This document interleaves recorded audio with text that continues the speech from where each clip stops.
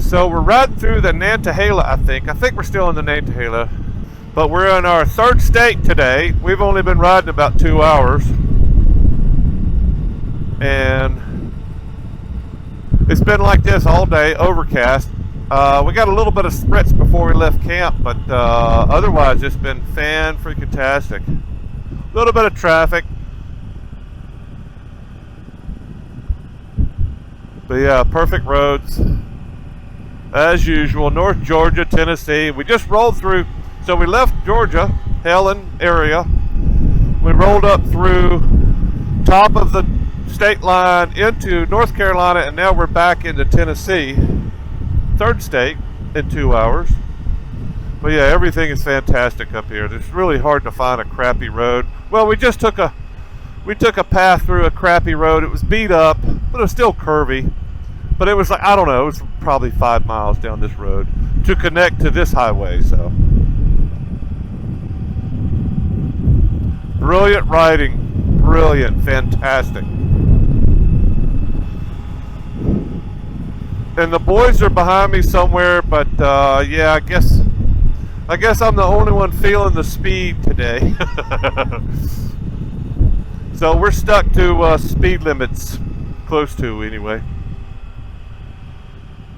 We're very close to the speed limits, and I usually ride 5 to 10 over. That's my rule. I try to stay a normal, say, until I get into stuff like this, and then it's like, you know, I'm pretty sure I could do 20, 25 over here. No big problems.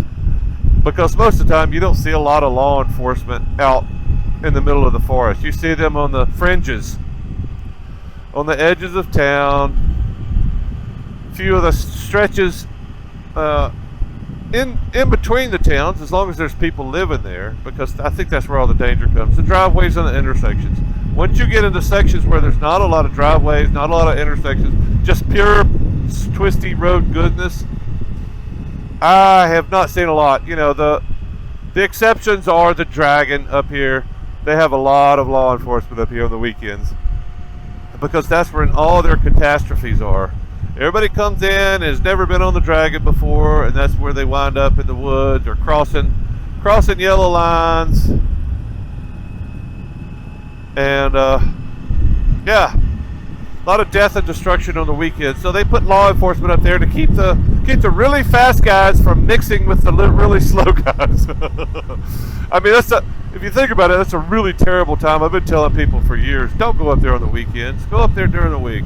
You have a much better time.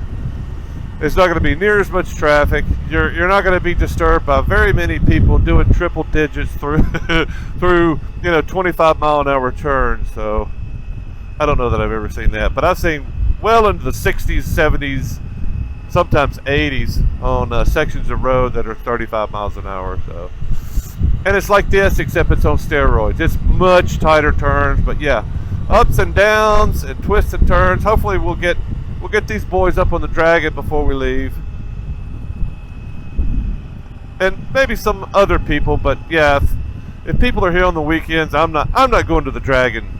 Somebody's going to have to drag me to the Dragon, because I just don't want to go. There's plenty of other places to ride that are not as crowded, but I think everybody that's up in this area that rides a motorcycle has to go to the Dragon. You got to say you slayed the Dragon.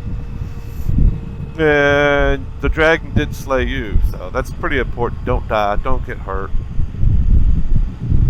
But yeah, I wanted to give a little bit of a, hey, this is the highway we're on, which this is really cool. There's nothing out here except trees and beautiful blacktop.